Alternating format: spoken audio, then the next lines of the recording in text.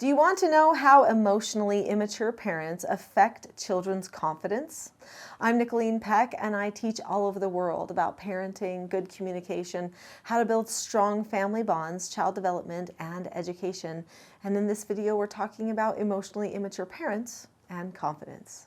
In this video, we're going to talk about what it means to be an emotionally immature parent, just to make sure we all know what we're talking about. And then we're going to talk about what the effects of those immaturities actually have on the confidence of the children being raised by those parents, and then what we can do about that if the parent is open to it to help them make a change.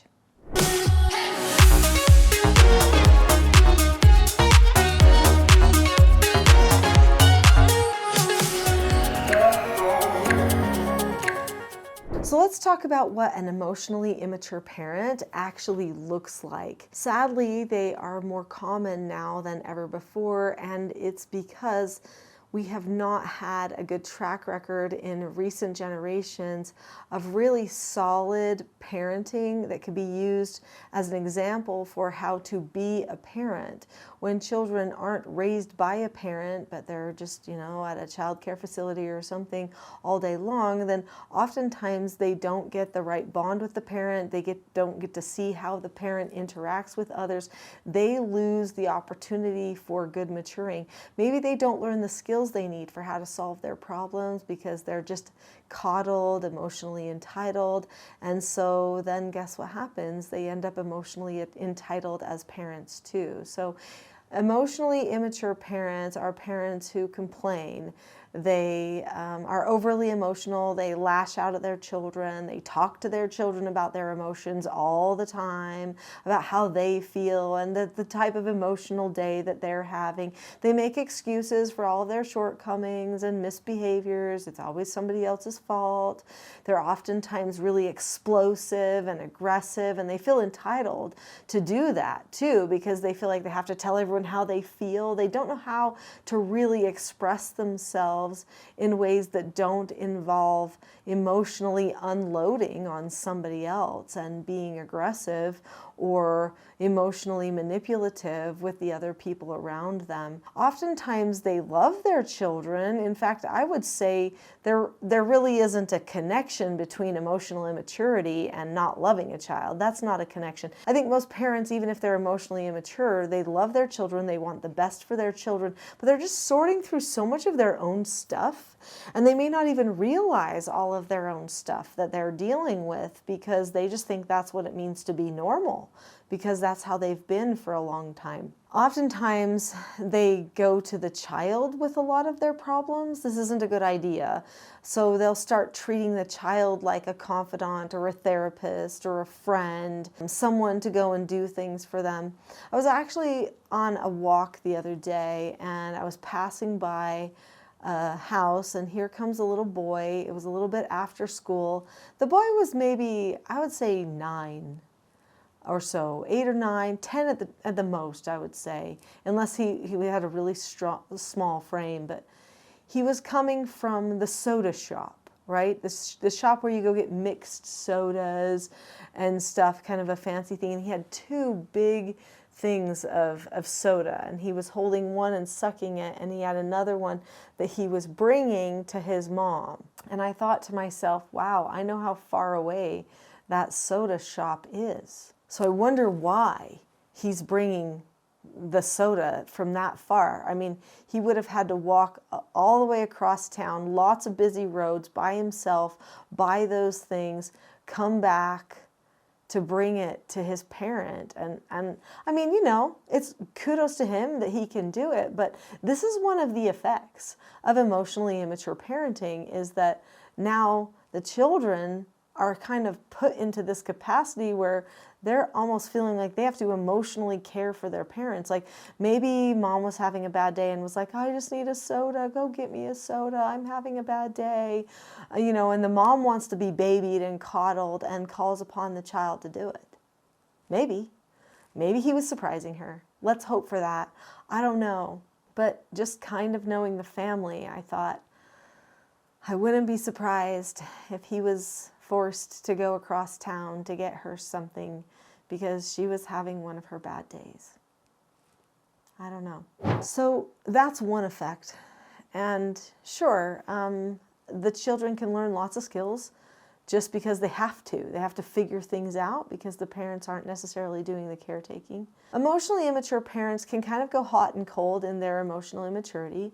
Sometimes they're able to maintain their role as parents, but then sometimes they're not. They go in and out of it, which really keeps the child kind of guessing, which means that emotionally the child is sort of walking on eggshells a lot with the parents. And they oftentimes, as far as their confidence goes, feel like that their little tiny behaviors, any little nuance in a behavior is maybe what threw their parent over the edge.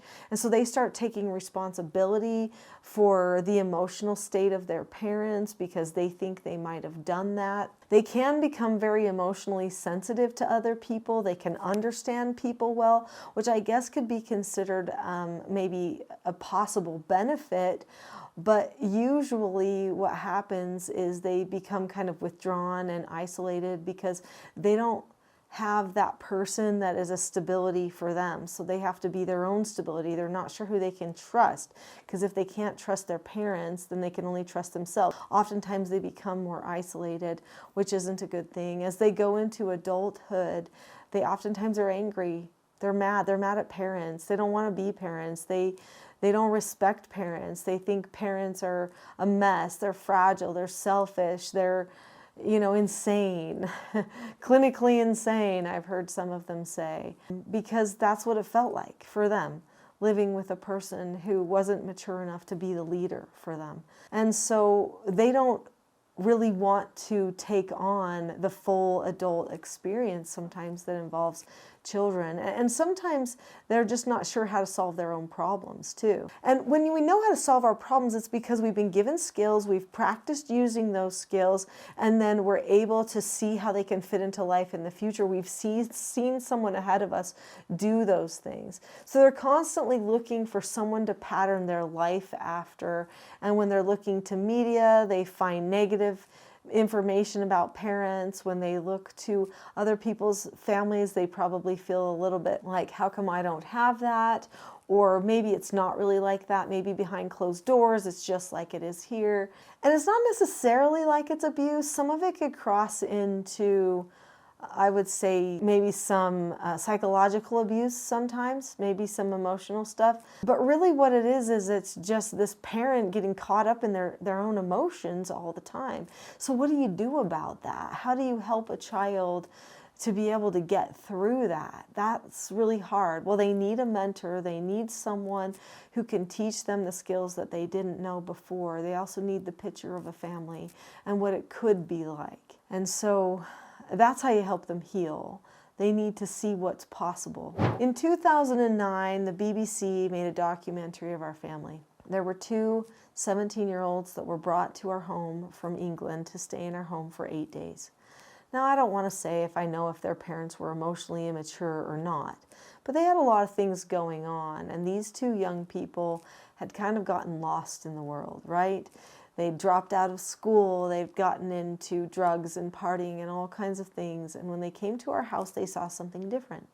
They saw a functional family, and they actually thought it wasn't for real. In fact, many of the foster children, the treatment children that came to our home would see a home that was totally functional, and they'd say, is this made up? Is this for real? I didn't think this was possible. And I would say, well, yeah, of course it's for real. I mean, I'm not going to live a lie every day, you know?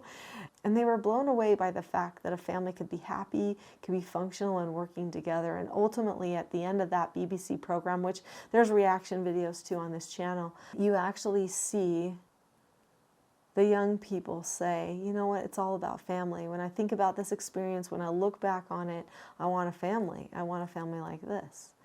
And they did change their lives. They fixed their relationships with their families.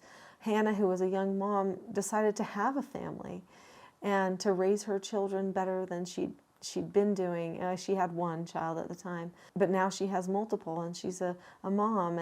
And I feel like that right there shows you the power of example, the power of getting a vision of something else. So in my Teaching Self-Government Parenting course, I actually start out by talking about vision and what is it that we're going toward as parents and as family members. And it's important for us to define. Otherwise, we all lose focus. We get caught up in the minute. And really, an emotionally immature family, that's what they're doing. They're getting caught up in the minute. And they're taking out all of their emotions on everybody else and making everyone pamper them, cater to them, walk on eggshells. And they're forgetting that this journey of family has to go a lot further than this one emotional moment. They need to learn how to accept no answers, give themselves no answers. They need to learn how to disagree appropriately with people, how to self-regulate themselves. They need a lot of skills.